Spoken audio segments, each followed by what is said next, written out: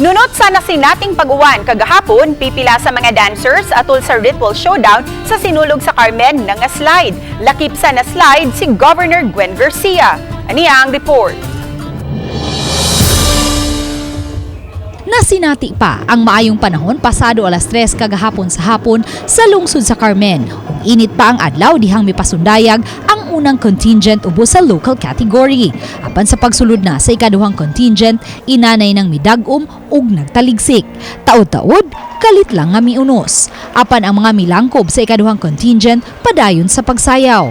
Nahukman sa mga organizers na temporaryong hunungon ang ritual showdown hangtod nga muhunong ang uwan. Subling mipasundayag ang ikaduhang contingent ug sunod-sunod na nga mi-perform ang lain-lain pang nahabiling 5 ka mga contingents ubos sa local category. Ug tungod sa kadangog sa entablado, may pipila gayud ka mga dancers ang nangaslide. May mga performers usab ang nangatagak sa ilang gipangpatungan.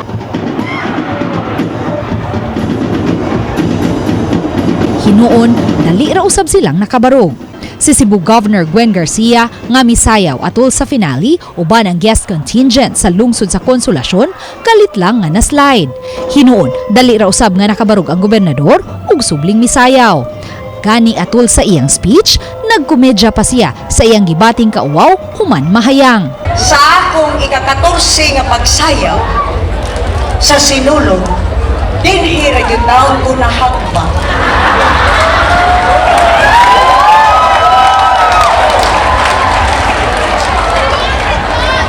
Apanawa ang sakit kay daghan mong nakakita. Apa nakaingon ko, I've been through tougher times than this. I will stand up and perform halad sa atong pinalanggang Senyor Santo Niño! Uban ni Cleofer Lumayag, Luan Narondina, Balitang Bisda.